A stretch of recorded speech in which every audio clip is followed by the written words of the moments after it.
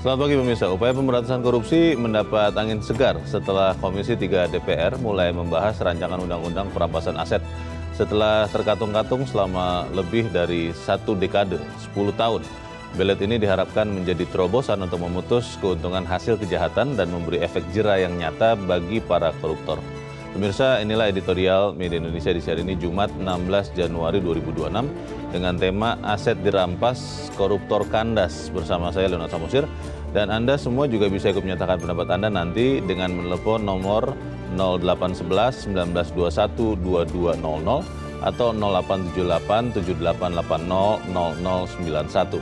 Pemirsa, pagi ini telah hadir bersama saya anggota Dewan Redaksi Media Group, Gaudensius Suwardi. Bang Gauden, selamat pagi. Selamat pagi, Leo. Sehat-sehat, Bang? Harus sehat ya. Di tanggal merah ini kita bahas soal korupsi terkait undang-undang perampasan aset. Apa yang baru, Bang, terkait dengan ini, Bang?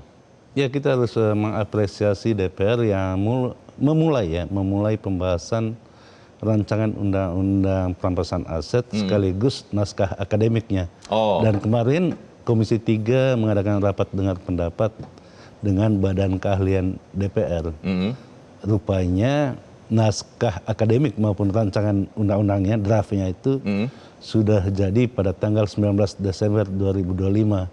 Ada kemajuan sih. Sudah dibahas dan kira-kira akan makan berapa lama waktu pembahasan undang-undang ini, Bang, rancangan undang-undang ini? Ya, mudah-mudahan tidak lama ya, tidak seperti nasib undang-undang itu sendiri ya. Ini kan rancangan undang-undang yang pertama kali diinisiasi oleh PPATK tahun 2008 ya. 2008. 18 tahun yang lalu ya. Kemudian 14 tahun lalu itu sudah mulai masuk ke DPR. Waktu itu masih Presiden SBY. Ini sudah 3 presiden. Gitu. Kalau kita melihat, Bang, dari lamanya penyusunan undang-undang atau rancangan undang-undang menjadi undang-undang, itu sebenarnya ada tidak sih harapan, ya katakanlah tahun ini, tahun 2026, kita bisa melihat sudah jadi undang-undang perampasan aset ini? Penyusunannya tidak lama, Leo. Terbukti ketika waktu masa Presiden Jokowi, naskahnya itu sudah diantarkan ke DPR. Hanya saja tidak dibahas di DPR. Pada saat itu RUU perampasan aset masih menjadi usulannya pemerintah.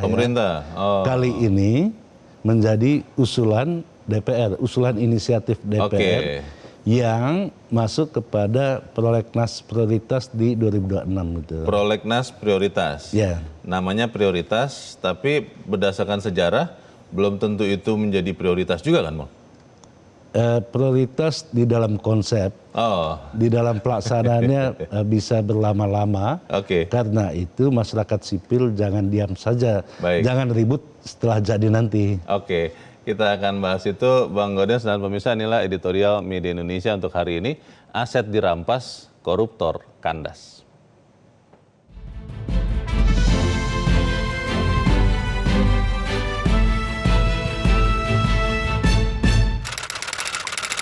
Aset dirampas, koruptor kandas.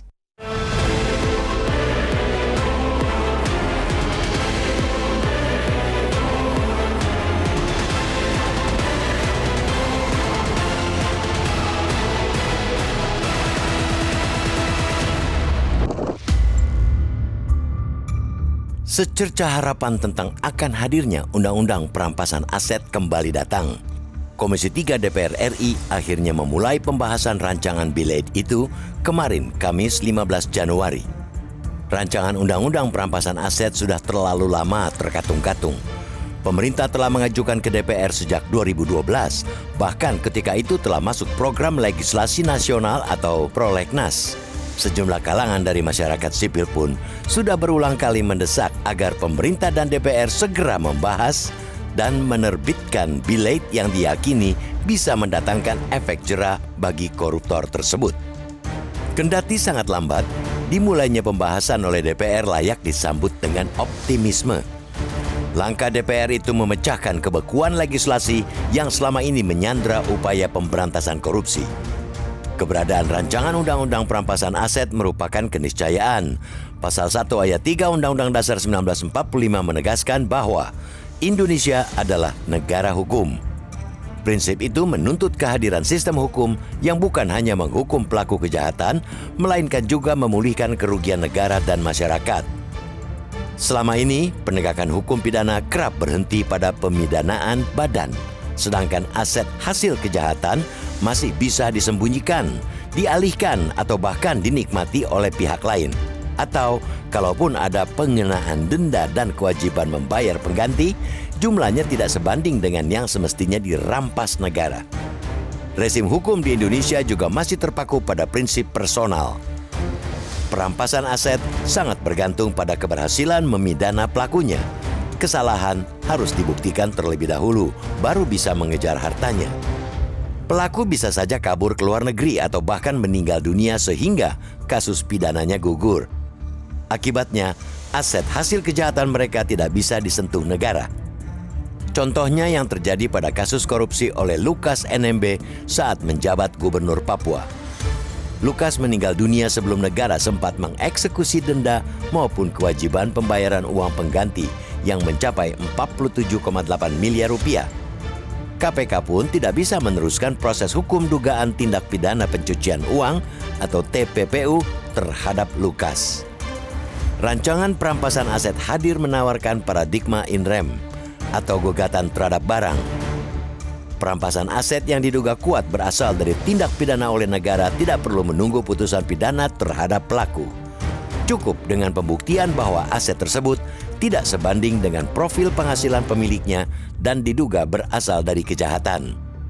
Jangkauan rancangan undang-undang perampasan aset tidak hanya terhadap korupsi, tetapi juga kejahatan narkotika, terorisme, pembalakan liar, dan kejahatan ekonomi lainnya yang sama-sama bermotif keuntungan. Data Indonesian Corruption Watch (ICW) dan laporan Pusat Pelaporan dan Analisis Transaksi Keuangan (PPATK) kerap menunjukkan kesenjangan yang menganga antara kerugian negara dan uang pengganti yang berhasil dieksekusi. Dalam catatan ICW, pengembalian uang negara dari kasus-kasus korupsi sepanjang 2020-2023 tidak sampai 1/5 kerugian negara yang ditimbulkan. Rancangan Undang-Undang Perampasan Aset adalah jawaban untuk menutup gap tersebut. Selama hasil kejahatan masih aman, efek jera menjadi ilusi. Sebaliknya, ketika negara hadir dan mengambil kembali aset hasil kejahatan untuk kepentingan publik, pesan keadilan menjadi nyata bahwa apa yang dicuri dari rakyat harus kembali ke rakyat seutuhnya. Kita mengingatkan DPR dan pemerintah agar tidak masuk angin di tengah jalan. Jangan sampai undang-undang yang keluar nantinya justru menjadi macan ompong yang kehilangan taringnya karena kompromi-kompromi politik yang transaksional. Negara ini sudah terlalu lama digerogoti tikus-tikus yang semakin gemuk. Rancangan Undang-Undang Perampasan Aset adalah obat keras yang kita butuhkan. Pahit bagi penjahat, tapi menyehatkan bagi Republik. Publik perlu terus mengawal agar pembahasan bilet itu kali ini benar-benar tuntas, berkualitas, dan berpihak pada rakyat, bukan pada konglomerasi hitam. Saatnya negara mengambil kembali apa yang menjadi haknya.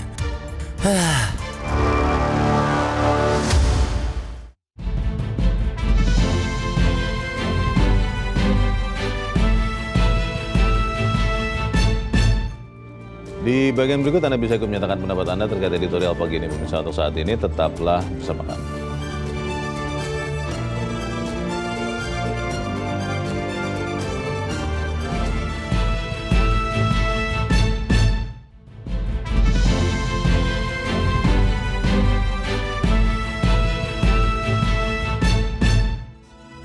Terima kasih pemirsa, Anda masih bersama kami dan sekarang kita akan mendengarkan dulu Bang Audiens pendapat dari pemirsa Metro TV. Kali ini ada Pak Ramadan dari Jambi. Pak Ramadan, selamat pagi. Selamat pagi Pak Leo, Metro TV. Assalamualaikum warahmatullahi wabarakatuh. Waalaikumsalam warahmatullahi wabarakatuh. Bagaimana Pak Ramadan, optimis tidak Pak? Ini sudah mulai dibahas kemarin. Optimis tidak Pak, tahun ini kita akan lihat undang-undang perampasan aset ini Pak Ramadan? Optimisnya ada Pak Leo, tapi setengah. Oh, setengah. Kenapa, Pak? Karena kita sudah beberapa kali dijanjikan akan dibahas. Hmm. Hari ini apakah DPR akan membujuk tensinya rakyat yang percaya kepada DPR ataukah janji benaran, Pak Leo? Oh. Berharap tentu janji benaran. Kalau Yeah. ini masih ditunda, risikonya terlalu besar, Pak Golden. Hmm. Karena di semua lapisan masyarakat berharap undang-undang ini segera terbit. Ya. Tetapi kalau ini hanya janji-janji kosong, risikonya terlalu tinggi, Pak. Saya khawatir dengan risiko itu. Rakyat sekarang tidak takut lagi berlaku keras dan bersikap keras karena sering dijanjikan janji kosong itu. Undang-undang ini adalah harapan semua orang. Semua orang loh. Pak DPR yang berperan, marilah buat undang-undang ini. Anda akan dicatat dengan tinta emas setelah Anda tidak ada lagi di dunia. Ini amal jariah namanya kalau dalam Islam. Kalau ini terwujud, mungkin rakyat kita akan bergembira sepanjang masa karena Indonesia ini sangat kaya. Tapi uangnya habis dikorupsi oleh para koruptor-koruptor itu. Jangan takut diancam oleh para maklar dan pencundang-pencundang negara ini. Maju terus DPR, rakyat ada di belakangmu. Terima kasih Metro. Assalamualaikum warahmatullahi wabarakatuh. Waalaikumsalam warahmatullahi wabarakatuh. Terima kasih Pak Ramadan di Jambi. Selamat pagi Pak. Pak Ramadan bilang ini ada efek jangka panjang. Tadi katanya amal jariah Bang Gaudens. Dan juga mengatakan atau mengingatkan bahaya nih, ada resiko kalau kemudian ternyata hanya janji saja. Bagaimana Bang? Ya, secara filosofis pembentukan rancangan undang-undang perampasan aset itu untuk memastikan pelaku kejahatan tidak menikmati hasil kejahatannya, tetapi hasil kejahatan itu dirampas untuk negara itu, untuk memulihkan perekonomian. Itu filosofisnya. Karena itu mestinya tidak ada alasan untuk berlama-lama menyelesaikan pembahasan rancangan undang-undang ini. Akan tetapi mekanisme di DPR memang harus membutuhkan waktu yang lama ya. Karena ini usulan inisiatif, nanti dibahas di Komisi 3, kemudian akan dibawakan ke paripurna untuk disahkan menjadi usul inisiatif DPR. Dari situ nanti pimpinan DPR mengirim surat kepada Presiden, baru kemudian Presiden mengirim balik surat kepada DPR untuk menunjuk siapa menteri yang akan menjadi partner DPR di Komisi 3 nanti. Itu proses normal mestinya. Tetapi di dalam proses itu ada proses politiknya. Ini kan ada dua tingkatan di dalam pembahasan undang-undang itu. Tingkat pertama itu penyampaian pendapat fraksi-fraksi, nanti tingkat dua itu pengesahannya. Nah, di tingkat pertama inilah ruang mestinya dibuka lebar untuk masyarakat sehingga bisa memberikan masukan terhadap rancangan undang-undang ini sehingga tidak diributkan setelah disahkan nantinya. Berarti waktunya masih lama nih atau bagaimana nih Bang? Itu yang saya katakan tadi itu waktu normal, Leo. Akan tetapi di dalam pengalaman praktisnya, empirisnya, undang-undang itu bisa dibahas 2 minggu kok. Pernah ada ya? Ya pernah kan. Sudah ada undang-undang yang dihasilkan dengan 2 pekan saja? Dengan waktu yang sesingkat-singkatnya. Kalau bisa singkat kenapa mesti lama-lama kan? Pertanyaannya kan begini Bang, sudah diduga kuat, kemungkinan ya, tidak bisa dibuktikan juga, belum pernah, bahwa rancangan undang-undang perampasan aset hasil tindak pidana ini menjadi sangat lama karena memang para pembuat undang-undang itu tidak berkenan undang-undang ini ada, karena katanya kalau ada bisa jadi bumerang Bang, bisa kena ke dirinya sendiri. Bagaimana Bang? Ya mungkin Leo masih ingat salah satu pimpinan Komisi 3 pada periode lalu itu mengatakan undang-undang ini bisa jalan kalau ada kesepakatan para pemimpin partai. Oh iya, yang kemudian bilang kami ini Korea-Korea begitu ya? Betul-betul gitu kan. Itu artinya sangat dibutuhkan komitmen politik dari para pemimpin partai untuk memastikan anggotanya di DPR itu ya tidak masuk angin. Bang, pertanyaannya memang begini Bang, kalau kemudian tahun ini katakanlah belum ada undang-undang ini, Lalu apa yang membuat kita bisa lebih yakin bahwa kali ini pembahasannya memang akan sungguh-sungguh dan akan menghasilkan undang-undang, Bang? Ya, tentang perampasan aset sejatinya sudah tersebar di berbagai undang-undang yang ada saat ini gitu. Oh, Di undang-undang KPK juga kan ada tentang Iya. perampasan aset itu. Iya. Akan tetapi di dalam rancangan undang-undang ini ada dua mekanisme yang bisa ditempuh menurut naskah akademiknya. Yang pertama itu harus menunggu putusan pengadilan yang tetap, inkrah ya? inkrah. Yang kedua itu tanpa harus menunggu putusan pengadilan Oke. terkait dengan subjeknya.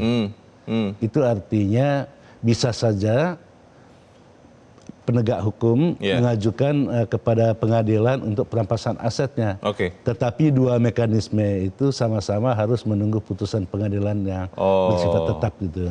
Kalau sekarang kan di banyak daerah di Indonesia musim hujan, Bang.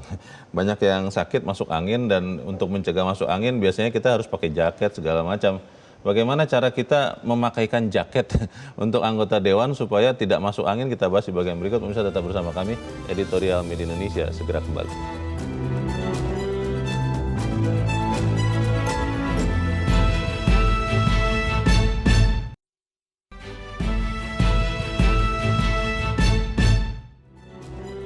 Terima kasih Anda masih bersama kami, pemirsa, dan kita ada di bagian akhir dari pembahasan editorial pagi ini. Bang Gaudens, bagaimana kita sebagai rakyat mendukung wakil kita agar kemudian sungguh-sungguh menyelesaikan rancangan ini jadi undang-undang, Bang?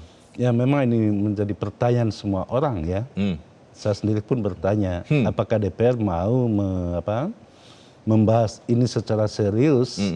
Bukankah rancangan undang-undang ini kalau diundangkan bisa menjadi bumerang gitu ya, senjata makan tuan gitu. Iya. Karena memang faktanya banyak juga anggota DPR yang saat ini berada di balik jeruji besi ya. Karena korupsi? Karena korupsi gitu. Nah, prinsip dasar seperti yang saya katakan tadi itu kan ada tiga ya. Yang pertama ini kan rancangan undang-undang ini ditujukan kepada proses hukum yang tidak bisa menghadirkan tersangkanya. Oh, entah kabur, entah apa atau ya. apa gitu kan. Oke. Atau karena sakit, Iya. atau karena meninggal dunia. Jadi memang yang paling ditakutkan oleh koruptor itu apa sih? Koruptor itu tidak takut penjara, tidak juga tidak takut mati. Yang ditakut itu miskin. Gitu. Kalau uangnya Karena disita, tujuan dari perampasan aset itu kan memiskinkan. Iya. Nah, apakah mereka yang membahas itu mau dimiskinkan kalau mereka juga tidak bisa memperbaiki diri gitu. Bagaimana kita bisa dalam tanda petik menekan wakil kita itu, Bang, supaya mereka minimal teringatlah kegentingan pada bulan Agustus tahun lalu yang kemudian memunculkan ide untuk menjadikan undang-undang ini, Bang? Ya mestinya sih yang saya katakan tadi, masyarakat sipil itu jangan pernah lelah bersuara untuk menekan DPR, karena inilah saat yang tepat untuk menghadirkan rancangan undang-undang yang dipercaya oleh semua pihak bahwa kalau ini diundangkan, orang berpikir-pikir untuk melakukan korupsi. Karena yang ditakutkan tadi miskin itu, bukan mati, hukuman matinya, bukan juga penjaranya. Jadi termasuk bagian dari mengamati atau menekan itu adalah apa yang kita lakukan sekarang kan, Bang? Betul sekali, Leo. Jadi jangan pernah lelah bersuara untuk mendesak DPR segera mengesahkan rancangan undang-undang perampasan aset. Karena itu kata kunci di dalam memberantas korupsi. Oke. Kita harap apa yang kita bicarakan ini juga menyumbangkan bagi terbentuknya undang-undang perampasan aset. Bang Gaudens, terima kasih sudah hadir tempat ini. Selamat pagi, Bang. Pagi, Leo. Pemirsa, rancangan undang-undang perampasan aset adalah ujian serius komitmen negara untuk melawan korupsi. Publik, kita semua wajib mengawal agar pembahasan rancangan undang-undang ini tidak melemah oleh kompromi politik. Karena selama hasil kejahatan masih aman di tangan pelakunya, para koruptor, keadilan hanya akan menjadi slogan. Saatnya negara hadir dan mengambil kembali apa yang menjadi hak rakyat. Saya Leonard Samusibu, terima kasih Anda sudah menyimak editorial Media Indonesia pagi ini. Terus jaga kesehatan Anda, terus jaga nurani Anda. Selamat pagi, sampai jumpa.